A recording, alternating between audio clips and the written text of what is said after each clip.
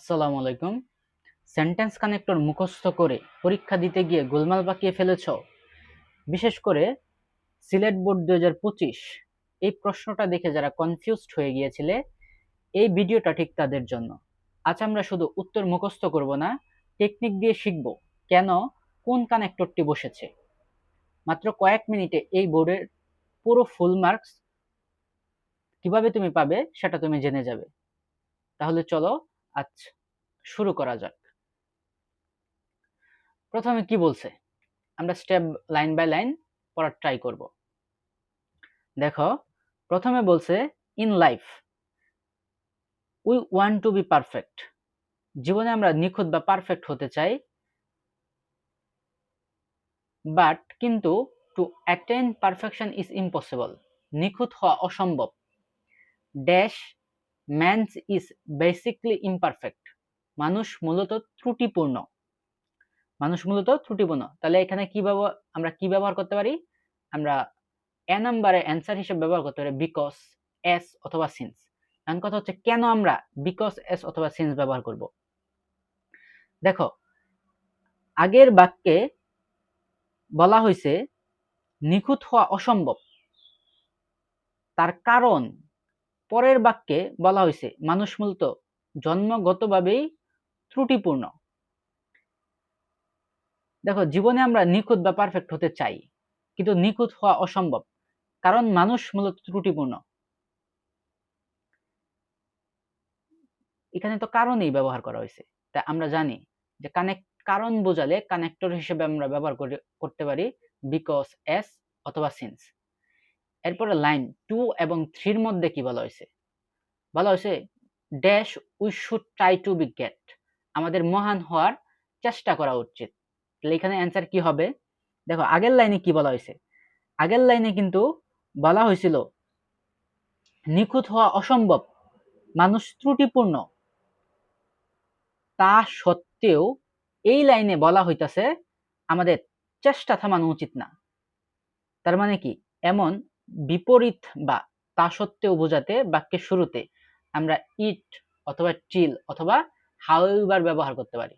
তাই তুমি এই তিনটা থেকে যে কোনো একটা বসাতে পারো। However we should try to be great.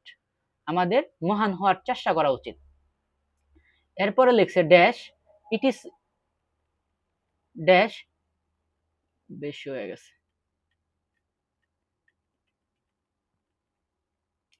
Dash it is not easy to be great because we have to attain certain virtues। কইছে মহান হওয়া সহজ নয়, কারণ আমাদের কিছু নির্দিষ্ট গুণাবলী অর্জন করতে হয়।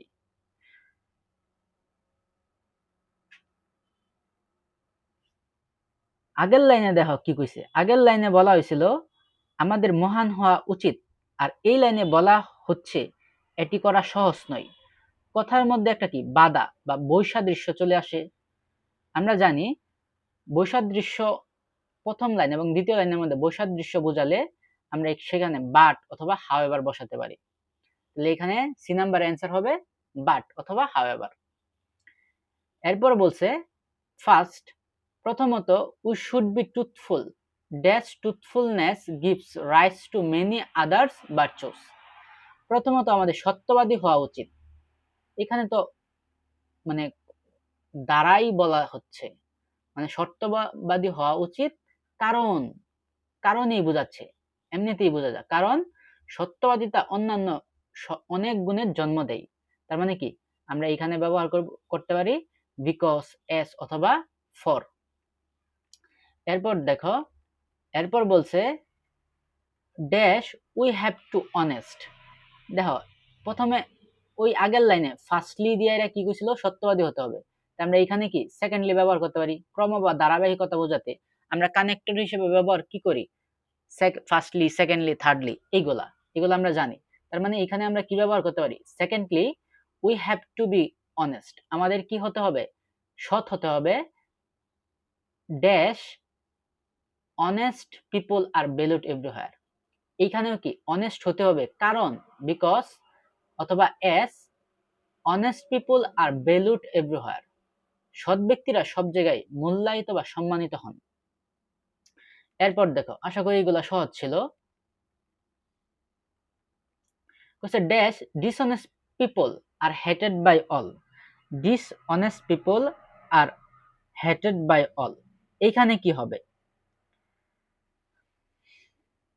দেখো, আগের লাইনে বলা হয়েছে সৎ লোকদের সম্মানের কথা, আর এই লাইনে বলা হচ্ছে অসৎ লোকদের ঘৃণিত হওয়ার কথা।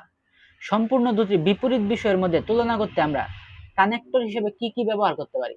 On the other hand, on the contrast, whereas. তার মানে আমরা এখানে ব্যবহার করতে পারি অন দ্য আদার হ্যান্ড, অন্যদিকে, বা অন দ্য কন্ট্রারি, অন্যদিকে। Dishonest people are hated by all, অসৎ লোকেরা সবার দ্বারা ঘৃণিত হয়। এরপর দেখো, বলছে finally we can conclude that to be great is more important than to be perfect. Dash the idea of perfection varies from person to person. বলছে ফাইনালি, পরিশেষে, উই ক্যান কনক্লুড দ্যাট, আমরা সিদ্ধান্তে আসতে পারি যে to be great is more important, নিখুঁত হওয়ার চেয়ে, দেন important than to be perfect, মানে সিদ্ধান্তে আসতে পারি যে নিখুঁত হওয়ার চেয়ে মহান হওয়া বেশি গুরুত্বপূর্ণ। Dash the idea of perfection varies from person to person. Dash নিখুঁত হওয়ার ধারণাটি ব্যক্তিভেদে ভিন্ন হয়। নিখুঁত হওয়ার ধারণাটি ব্যক্তিভেদে কি হয়? ভিন্ন হয়। দেখো, আগের বাক্যে একটি বড় সিদ্ধান্ত বা কনক্লুশন দেওয়া হয়েছে, এর সাথে আরো একটি অতিরিক্ত এবং গুরুত্বপূর্ণ তথ্য যোগ করা হয়েছে যে নিখুঁত হওয়ার আইডিয়াটা এক একজনের কাছে এক এক রকম। এই অতিরিক্ত তথ্য জোড়া দিতে বা কথার পিঠে কথা বলতে আমরা কানেক্টর হিসেবে ব্যবহার করতে পারি মোরওভার, বিসাইডস, ইনফ্যাক্ট। তার মানে আমরা এখানে কি ব্যবহার করতে পারি? আমরা ব্যবহার করতে পারি মোরওভার, অথবা কি বিসাইডস, অথবা ইনফ্যাক্ট। আই হোপ বুঝছো। এরপর আবার বলছে যে dash one's idea of perfection changes. একজনের নিখুঁত হওয়ার ধারণা পরিবর্তিত হতে পারে। এটা কি সময়ের সাথে সাথে হতে পারে, অথবা কি পরিস্থিতিভেদেও এই ধারণাটা কি পাল্টে যেতে পারে। তো এইখানে আমরা কি বলবো? এখানে আমরা উদাহরণ দিতে পারি। এই যে আগের লাইনে বলা হয়েছে যে নিখুঁত হওয়ার ধারণাটি ব্যক্তিভেদে ভিন্ন হয়, যেমন ফর এক্সাম্পল, যে ওয়ান্স আইডিয়া পারফেকশন চেঞ্জেস, একজনের নিখুঁত হওয়ার ধারণা পরিবর্তিত হতে পারে।